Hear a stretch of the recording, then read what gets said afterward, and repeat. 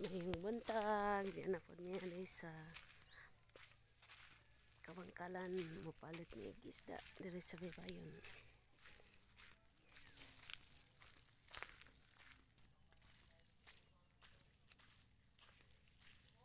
Dong, daghan ba dong?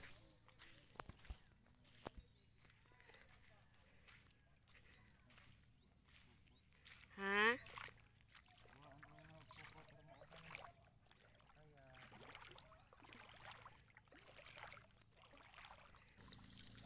So mga igala, mo ni kuha niya. Og kani si kanang kini gigrasyahan si insect o na apoy jahang. Wow, dagkong saminan gipaak lagi na. Gipaak lagi na dong. Pwede naman din mag-inusara managat, no? So, iyang gipahilo na mga higala ang kabutangan sa pukot kay manangtang na siya ron taod-taod sa iyang kuha. So, mao ni ang ilahang mangroves diri sa Kabangkalan. Iyan ang gihabwa ang iyang pukot o gipanangtangan sa kuha. Smile po dong. Yay! Mana ijang kuha.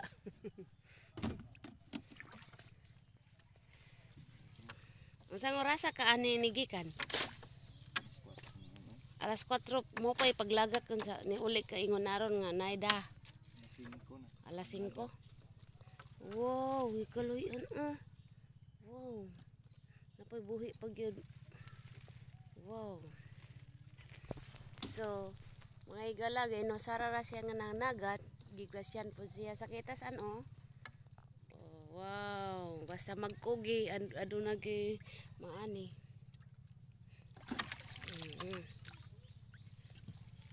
Labas pa kaayo, naglihok-lihok pa si isda yun. Naglihok pa. Wow. Ay lambay. Motoy din na po sila, no? Kuha. Kisi.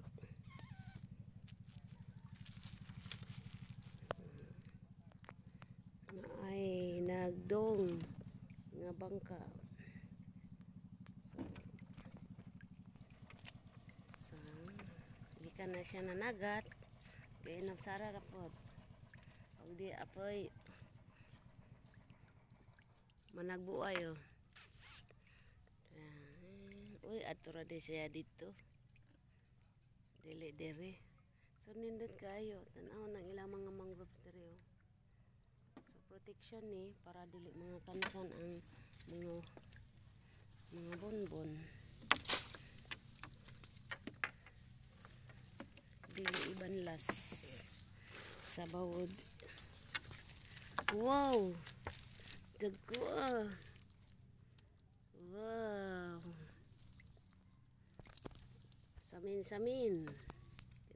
That's a samin-samin. Og i-shoot sa mga nilang kuha. Daghan kayo. Papod.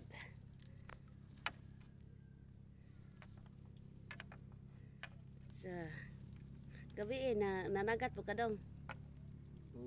Gamay kuha. So kaduha day ka managat. Ang linaw ra pa na. So gabi og kanang og hapon. O kanang naikuan ba o kadlawon. Abi ko katong gabi dili ni siya ihumol kanang ipataan.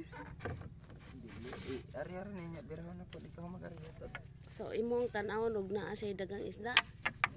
Nanawon or matimingan ra. Timingan ra ning isda ni.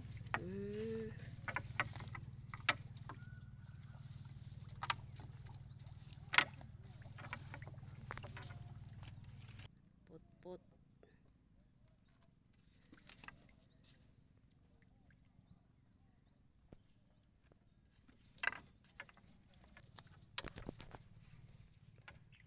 So magawa ko mga higala kung mahuman na siya og panangtang.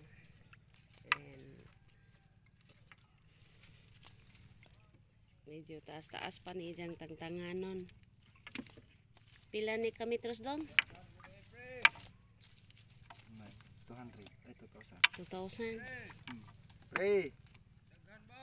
Di apoy gikaluoy Ginoo. Suma to tiki-tiki to?